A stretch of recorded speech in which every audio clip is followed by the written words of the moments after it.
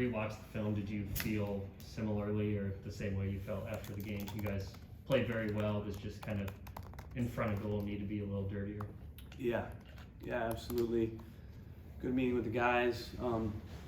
Reinforced with some clips, exactly what I was talking about, with just that little bit extra desire to get more runners in the box, to put your body in the line. Of course, there were a few where it's just the quality of our pass.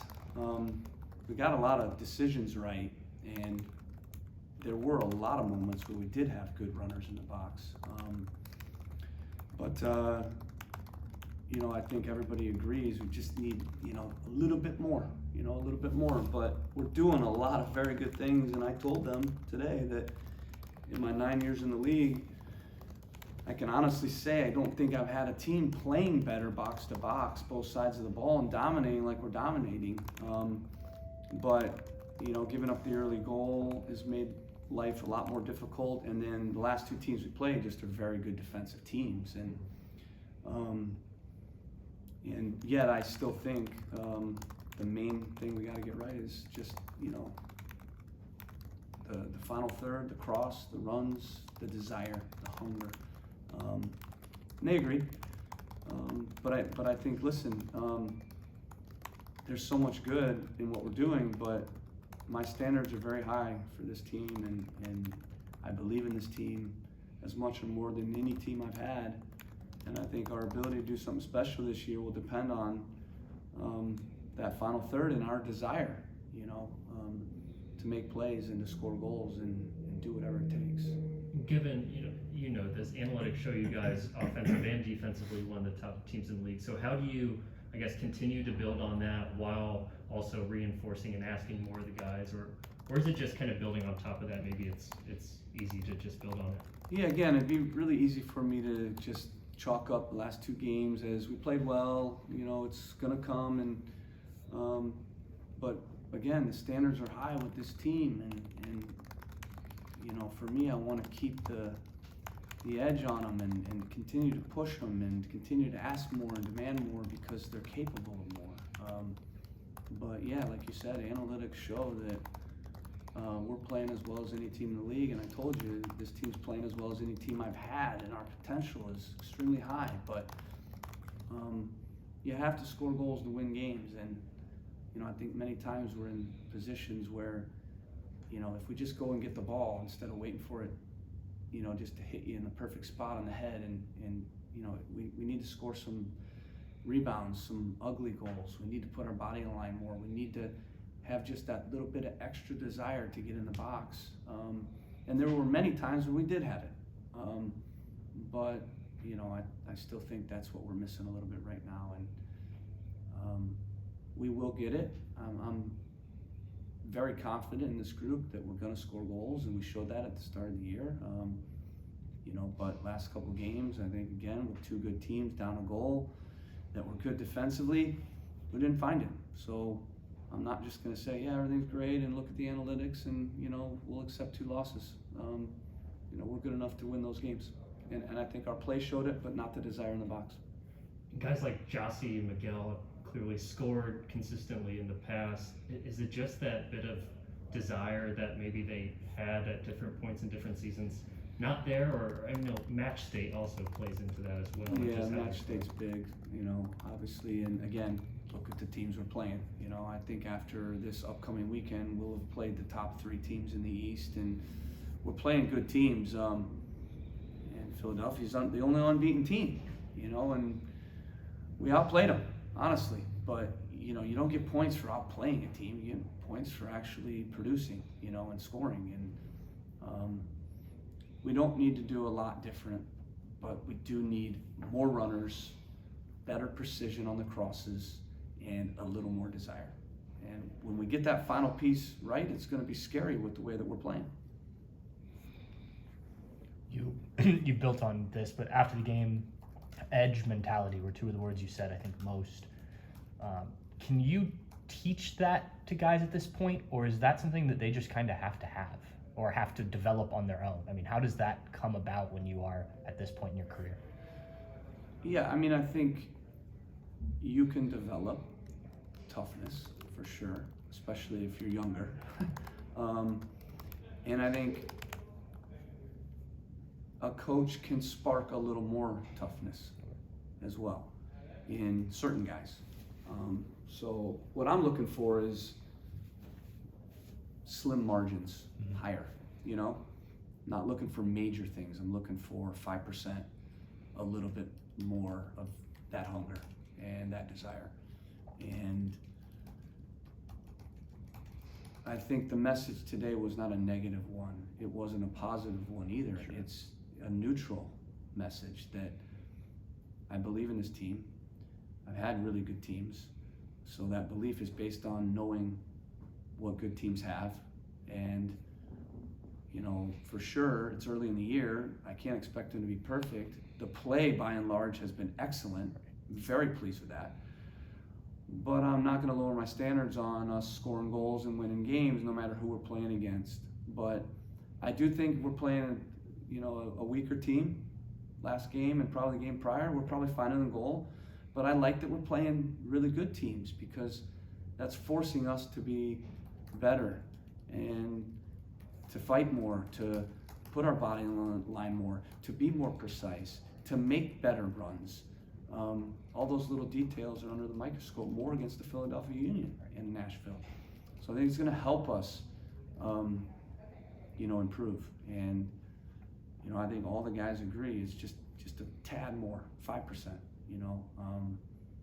And I do think you'll get that. And my belief is the floodgates are going to open here pretty quickly. And you mentioned after the game also Yao and still settling in to some degree. How much is that edge that you see from him? If you watch some of his highlights, he can certainly do that stuff. But how much is that, do you think, still adjusting to the opponent and even some of his teammates? Yeah, I think it's always difficult for, and I've seen this a lot over the years, for foreign players to adjust to our league, especially coming from the league he was playing in Poland. The level of athlete is better. The speed of play is better. You know, it's going to take a little time for him to adjust to those things and learn the tendencies of our, you know, players and gain a chemistry. He seems like, yes, he's still transitioning, he's still figuring it out. It's not easy. It's not unique for him to, you know, kind of be transitioning and having some, you know, growing pains a little bit. I think there are times where he's learning that these defenders he's going against are a little quicker, the close space quicker. They take away what he wants to do a little bit better. You know, if he's not making the right decisions, or if he's slowing play down, you know, or if he's, you know, not decisive enough, then he's going to get exposed a little bit, and we're seeing that a little bit. He's a good player. He will adjust. Sometimes it takes guys mid-season. Sometimes it's automatic right away. That's pretty rare for a foreign guy. Oftentimes it takes a year. I've seen that a lot with guys. I'll give you the example of Dairon Asprilla, and it took him 2 years actually.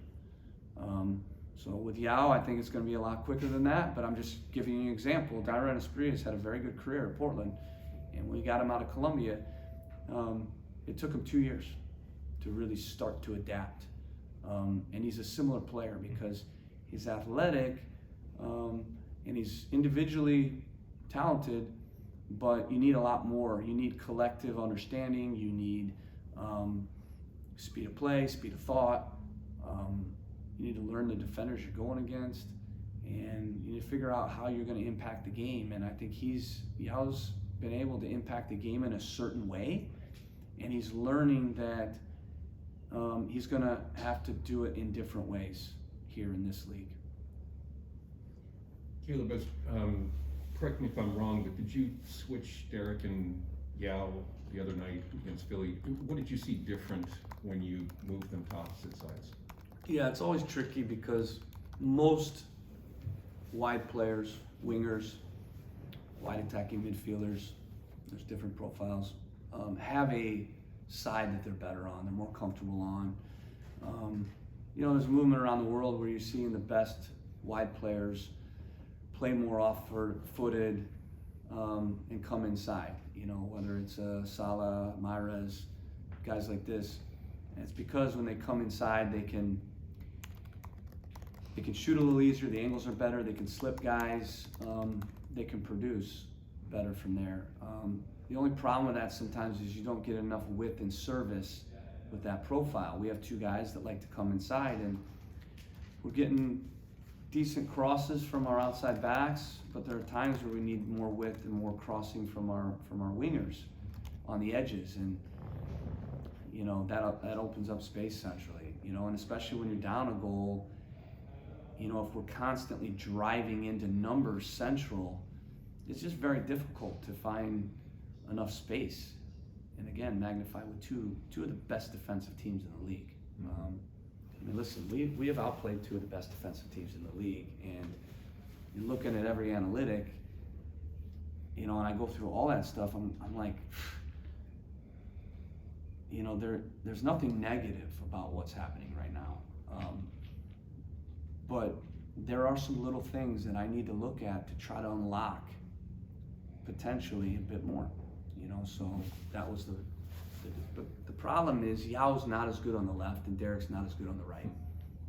Okay, so that's always a little bit the trick of playing guys in the spot where they're better, but also trying to create more, in that case, width, by having guys that are natural crossers. You know, when you look at the end of last year, we had Pedro on the left wing and Derek on the right, and I think we had a good balance of getting width through our wingers and our outside backs. We weren't getting goals out of those guys, but we were getting some assists. You know, I think we can get more goals out of Derek on the left, but more assists out of him on the right. Yao, I'm learning, is just much better on the right, but also he needs to be less predictable. And when he goes outside, he's got to be able to cross with his right at times. Otherwise, teams are just going to squeeze him, you know, outside on his right foot. And if he doesn't punish the opponent when they do that, then, you know, he becomes a guy that's easy to take away because everybody knows he wants to come inside on his left foot. Derek's a little bit more, I think, flexible in that he can drive in and out, cross a little bit more on his left, which is why he's scored a couple goals, had some assists, and I think Derek's been a bit more effective, you know, than Yao at this point. Okay. Well, I just follow up on that. Yeah. Is that something where then in game you can give them little bits of time on either side just to change things up against an opponent while also helping both of them kind of develop, so you can do that more frequently? Yeah, that's what I did in the game. Yeah, that's what I did, and I've done it a couple games. And if you notice against Nashville, I played Yao on the left when he came into the game. So yeah, I'm always looking for ways to make the individual and the collective group better. And again, those are little tweaks I'm glad you noticed. I mean, at the end of the day, you know, I'm always looking to try to help the guys create more. And there's always a balance of chemistry, being comfortable, but also what do we need in the game? If we need a bit more crosses. But yeah, we've played Yao. I mean, we played Yao on the left in preseason against Charlotte. Like I said, we played him last game a little bit towards the end. I also didn't think, with the exception of Nashville, he did very well on the left. Charlotte, he didn't do very well, I didn't think, last game on the left. I thought he did okay when he came in the game against Nashville on the left. You know, so, but he played pretty narrow as well. Mm-hmm. You know, so those are little things, again, we'll continue to look at, and you know, if that helps a guy or helps our team, we're gonna try to find a different solution always. Just like Nashville again, we felt like Miggy was a better fit at the end of the game. I think that helped us create more. Looking at the first half, I thought we were a bit better first half actually than second half. You know, so I want to see a little bit more out of Giassi when he comes to the game the last 30 minutes. I don't know if he had a shot. You know, so those are things.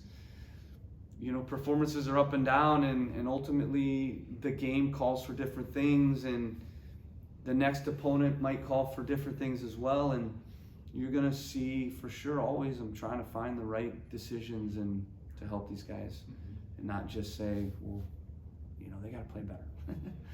How can I help them play better? How can I train them to play better? How can I move them in a different spot? How can I pair them with a different guy? How can I show them more video?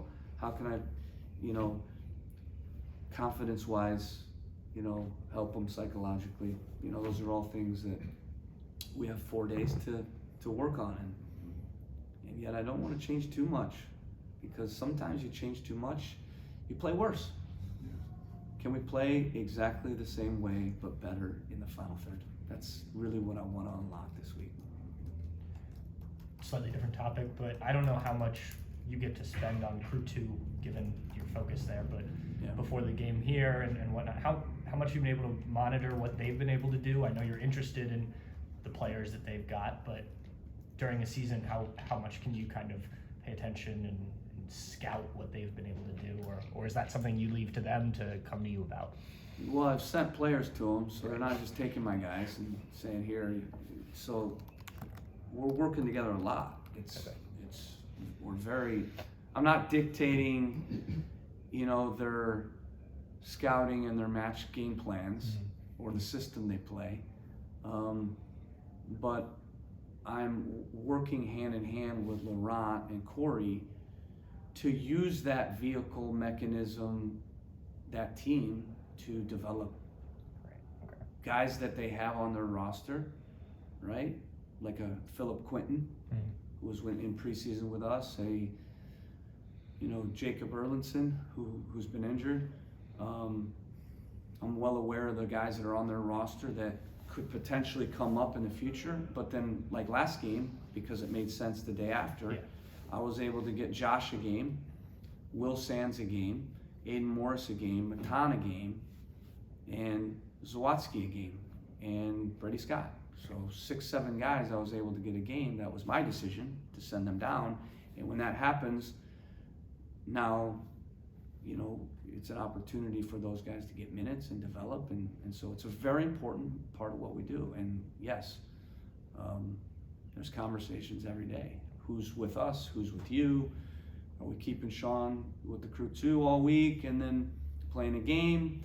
How many minutes is he going to play? Who's going to play the next game? So it's constant. But this game made sense because it's in Philly. It was a day after to get a good amount of guys a game. The 2 weeks prior, it didn't make as much sense because of where the games fell. Right. This game coming up with the game on Friday is very tricky. Nearly impossible for us to get guys in that game. Because if we play a guy in that game, let's say we play Will Sands, and then all of a sudden 5 minutes into our game we need Will Sands because Pedro gets hurt, right? Then we've completely jeopardized his ability to play for us. So the best opportunity is going to be the day after. Yeah. If it's not the day after, it's very difficult for us, unless a guy's not on the bench. So a guy like Sean Zawadzki, who has not been on the bench, can basically play all the games, which is good for him.